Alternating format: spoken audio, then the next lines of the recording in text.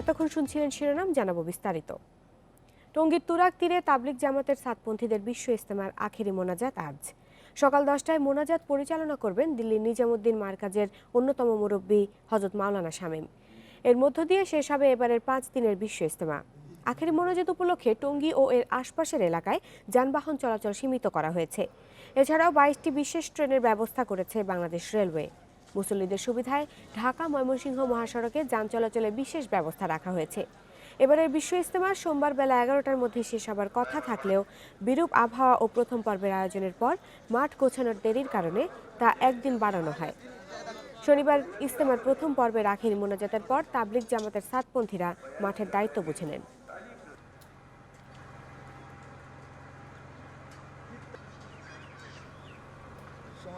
কিভাবে আমি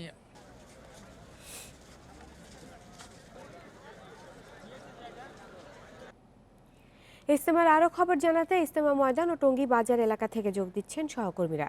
শুরুতে ইজতেমা ময়দান থেকে যোগ দিচ্ছেন সহকর্মী আদিলুর রহমান। আদিলুর, ইজতেমার আখেরি মোনাজাত কখন শুরু হবে, সেখানে এখন কি আনুষ্ঠানিকতা চলছে আর নিরাপত্তা পরিস্থিতি কেমন দেখছেন? 54তম বিশ্ব ইজতেমার দ্বিতীয় পর্ব অর্থাৎ সাতপন্থীরা এখন যেটি পরিচালনা করছেন, এই মুহূর্তে ইজতেমা মাঠে হেদায়েতি বয়ান হচ্ছে। আর এই হেদায়েতি বয়ানটি করছেন দিল্লি মারকাজের একজন শীর্ষ মুরব্বী মাওলানা মোহাম্মদ শামীম, এবং তিনি আখেরি মোনাজাতের আগ পর্যন্ত এই হেদায়েতি বয়ানটি করবেন। এবং আজকে যে আখেরি মোনাজাত, সেই মোনাজাতটি পরিচালনা করবেনও তিনি। আর তিনি যেহেতু হিন্দি এবং আরবিতে তার মোনাজাত পরিচালনা করবেন, সে কারণে বাংলায় এই আখেরি মোনাজাত অনুবাদ করে দেওয়া হবে। আর বাংলার অনুবাদটি করবেন কাকরাইল মসজিদের একজন মুরব্বী মাওলানা আশরাফ আলী।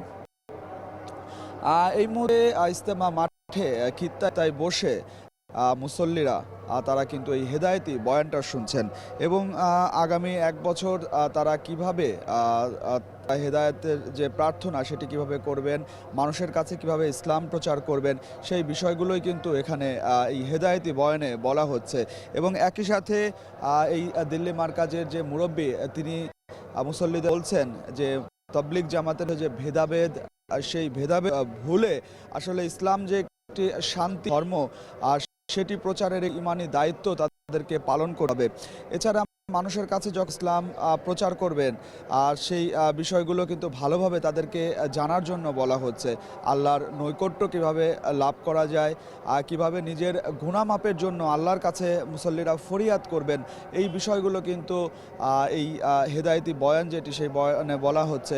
এছাড়া আগামী 1 বছর তারা কিভাবে যে তাবলিগ জামাতের যে কার্যক্রম সেটি কিভাবে পরিচালনা করবেন, সেটিও কিন্তু বলে দেওয়া হচ্ছে। আপনাকে জানিয়ে রাখি যে আখেরি মোনাজাতকে কেন্দ্র করে এরই মধ্যে ঢাকা ও ঢাকার আশেপাশের জেলাগুলোতে কিন্তু মুসল্লিরা আসতে শুরু করেছেন। আসল থেকে ঠান্ডা বাতাসের কারণে শীত অনুভূত হচ্ছে, কিন্তু এই শীতের মধ্যেও আমরা দেখছি যে মুসল্লিরা আসছেন, এবং যারা আসছেন তারা বলছেন যে আখেরি মোনাজাত, একসাথে অনেক মানুষ এই মোনাজাতে অংশ নেয়, এবং এখানে এই মোনাজাতে অংশ নিয়ে তারা আল্লাহর কাছে নিজের গুনাহ মাফের জন্য ফরিয়াদ করবেন।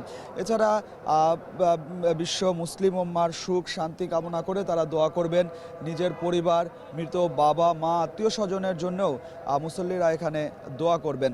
এবং এখানে যেসব মুসল্লিরা এসেছেন তাদের কিন্তু একটি দাবি রয়েছে, সেটি হচ্ছে এবার একটানা 5 দিন বিশ্ব ইজতেমা পরিচালিত হচ্ছে, এবং দুটি পক্ষ তাদের মতো করে আলাদা আলাদা করে ইজতেমা পরিচালনা করছেন। সব মুসল্লিদের একটি দাবি, আর সেটি হচ্ছে যে তারা কোনো পক্ষ চান না। আসলে বিশ্ব ইজতেমা, তাবলিগ শব্দের অর্থ হচ্ছে দাওয়াত। তারা এই যে দাওয়াত দিবেন, এর ভিতরে আসলে কোনো পক্ষ চান না, কোনো ভেদাভেদ চান না। তারা সবাই একসাথে মিলে ইসলামের প্রচার করতে চান, এবং তারা শীর্ষ মুরব্বীদের কাছে দাবি জানিয়েছেন খুব শীঘ্রই এই যে সমস্যাটি আছে, এই সমস্যাটি যেন মীমাংসা করে ফেলা হয়। আর আপনাকে জানিয়ে রাখি, আজকে যে আখেরি মোনাজাতটি হবে, এখানে সাতপন্থী পরিচালনা কমিটি যেটি আছে, তারা আশা করছেন যে 13 থেকে 15 লাখ মুসল্লি আজকের এই যে আখেরি মোনাজাত, সেই মোনাজাতে অংশ নেবেন। এবং এই মোনাজাত উপলক্ষে টঙ্গী আবদুল্লাহপুরের আশেপাশের এলাকাগুলোতে আমরা যতটুকু জানতে পেরেছি যে মোনাজাতের আগেই সেখানে মাইকের ব্যবস্থা করা হবে, অর্থাৎ যারা ইজতেমা ময়দানে আসতে পারবে না তারা সেখানে এই যে আখেরি মোনাজাত সেটি শুনতে পারবে। আর আপনাকে নিরাপত্তার বিষয়টি যদি বলি যে এবার শুরু থেকেই ইজতেমা ময়দান এবং তার আশেপাশে কিন্তু কঠোর নিরাপত্তা ব্যবস্থা নেওয়া হয়েছে এবং আখেরি মোনাজাত উপলক্ষে সেই মোনাজাত কিন্তু আর কয়েক গুণ বাড়ানো হয়েছে। আমরা সকাল থেকেই দেখেছি যে ইজতেমা ময়দান এবং তার আশেপাশে র্যাব, পুলিশ এবং সেনাবাহিনীর সদস্যরা তারা কিন্তু টহল দিচ্ছে। এছাড়া পুলিশের যে 15টি ওয়াচ টাওয়ার আছে, র্যাবের 10টি ওয়াচ টাওয়ার আছে, সেই ওয়াচ টাওয়ার থেকে পুরো যে ইজতেমা ময়দান এবং তার আশেপাশের এলাকা কিন্তু পর্যবেক্ষণ করা হচ্ছে। এখন পর্যন্ত ইজতেমা ময়দান এবং তার আশেপাশে আইন শৃঙ্খলা পরিস্থিতির কোনো অবনতি হয়নি। এখানে গাজীপুর মেট্রোপলিটন পুলিশের যিনি কমিশনার বেলালুর রহমান, তিনি আমাদেরকে জানিয়েছেন যে সাদা পোশাকের পুলিশও এখানে মোতায়েন রয়েছে। তো কোনো অবস্থাতেই আইন শৃঙ্খলা পরিস্থিতির অবনতি হতে দেওয়া যাবে না এবং নিরাপত্তা নিয়ে কোনো ঝুঁকিও নেই। তো ইজতেমা ময়দান থেকে আমার কাছে ছিল এটি সর্বশেষ। আদিলুর সাথেই থাকুন। এবার টঙ্গী বাজার থেকে যোগ দিচ্ছেন সহকর্মী আলামিন হোসেন। আলামিন, সহকর্মী আদিলুর বলছিলেন ইজতেমা ময়দানের কথা। তো আজ তো আখেরি মোনাজাত, সেই উপলক্ষে ভিড় কেমন দেখছেন মুসল্লিদের? বাস স্ট্যান্ডের খবর জানাবেন।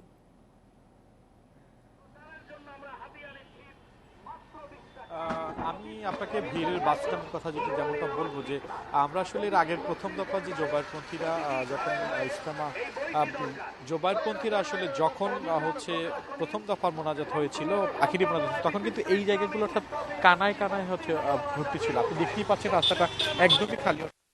এখনো আখিরি মোনাজাতের জন্য প্রায় 3 ঘন্টার মতো সময় আছে এবং এই জায়গাগুলোতে অর্থাৎ ইজতেমা ময়দানের এই রাস্তা যেটি টঙ্গী বাজার এলাকা, এতে হচ্ছে ঢাকা এবং ঢাকার আশেপাশের যে সমস্ত মুসল্লিরা আছে তারা অংশগ্রহণ করেন। তবে এখানে দায়িত্বরত যারা পুলিশ কর্মকর্তা রয়েছেন তাদের সাথে আমরা আসলে কথা বলেছি। তারা বলেছেন যে প্রথম দফার চেয়ে কিন্তু এখন পর্যন্ত তুলনামূলকভাবে মুসল্লিদের উপস্থিতি হচ্ছে কিছুটা কম করেছিলেন এবং কিছুটা শীত অনুভূত হচ্ছে এই এলাকাতে। তো সেক্ষেত্রে হয়তো বেলা বাড়া কিছুটা শীত অনুভূত হচ্ছে এই এলাকাতে। তো সেক্ষেত্রে হয়তো বেলা বাড়ার সাথে সাথে অর্থাৎ 10টার আগে কিংবা 10টার আখিরি মোনাজাতের আগে এইসব এলাকায় মুসল্লির সংখ্যাও যেমন বাড়বে বলেছেন। এবং আমরা যান চলাচল পরিস্থিতির কথা যদি একটু বলি যে টঙ্গী ওই দিক অর্থাৎ গাজীপুর চৌরাস্তা থেকে কিন্তু যান চলাচল নিয়ন্ত্রিত করা হয়েছে, কঠোরভাবেই নিয়ন্ত্রণ করা হচ্ছে। পাশাপাশি ঢাকার অংশ থেকে যে অংশটি রয়েছে অর্থাৎ বিশ্ব রোডের পরে বিশ্ব রোড যে ফ্লাইওভার রয়েছে সেখান থেকেও কিন্তু যান চলাচল নিয়ন্ত্রণ করা হচ্ছে। তুলনামূলকভাবে ব্যক্তিগত পরিবহন একদমই ঢুকতে দেওয়া হচ্ছে না, গণপরিবহনও আসলে ওই দিক থেকে ঘুরিয়ে দেওয়া হচ্ছে। পাশাপাশি ভোগড়া বাইপাস যেটি মীরের বাজার রয়েছে, সেই মীরের বাজার এলাকাতেও কিন্তু যান চলাচল নিয়ন্ত্রণ করা হয়েছে। এবং এখানকার মুসল্লিদের সাথে সহকর্মী আদিলুর যেমনটা বলছিলেন, আমরাও আসলে মুসল্লিদের সাথে কথা বলার চেষ্টা করেছি। তারাও একই কথা বলেছেন যে আসলে 2 দফা এবং 2টি পন্থী হওয়ার কারণে তারাও কিছুটা বিব্রত। তারা চাচ্ছে আগামীতে আসলে 2টি পন্থী একত্রিত হয়ে যেন এই যে বিশ্ব ইজতেমার যে মর্মবাণী, ইসলাম যে একটি এক শান্তির ধর্ম, সেই শান্তির ধর্ম হিসাবে তারা বিশ্বের বুকে যেন প্রতিষ্ঠিত করতে পারে। পাশাপাশি তারা এও বলেছেন যে ইসলাম নিয়ে সমগ্র বিশ্বে যে একটি অপপ্রচার আছে, সাম্প্রদায়িকতার যে একটি অপপ্রচার আছে, সেই অপপ্রচারটিকে তারা যেন জবাব দিতে পারেন। এবং আজকে সেখানে যে সমস্ত বিদেশি মুরব্বীরা অংশগ্রহণ করেছেন, বিদেশি মেহমানরা অংশগ্রহণ করেছেন, তারা কিন্তু এখানের আখিরি মোনাজাত হবার পরে বিভিন্ন জেলায় জেলায় তারা চলে যাবেন। তাবলিগ অর্থাৎ বিভিন্ন যে চিল্লা রয়েছে সেই চিল্লায় চলে যাবেন। আবার কেউ কেউ এখান থেকে দেশের বাইরেও তারা চলে যাবেন। অর্থাৎ তাদের প্রত্যেকেরই বক্তব্য যেটা হচ্ছে যে ইসলাম যেহেতু শান্তির ধর্ম, সৃষ্টিকর্তাও একজন রয়েছেন এবং তারাও চান যে এককভাবে অর্থাৎ আগামী বছরগুলোতে যে ইজতেমা অনুষ্ঠিত হবে, আপনি জানেন যে সেখানে বিবদমান 2টি পক্ষ রয়েছে, সেই কোনো বিবদমান পক্ষে তারা যেতে চাচ্ছে না। তারা চাচ্ছেন একত্রিত হয়ে আল্লাহ এবং আল্লাহ রাসূলের হাসিল উদ্দেশ্য করার জন্য পৃথিবীতে একভাবে তারা ইবাদত বন্দেগী কায়েম করতে। টঙ্গী থেকে ইজতেমা ময়দানের খবর জানাচ্ছিলেন সহকর্মীরা।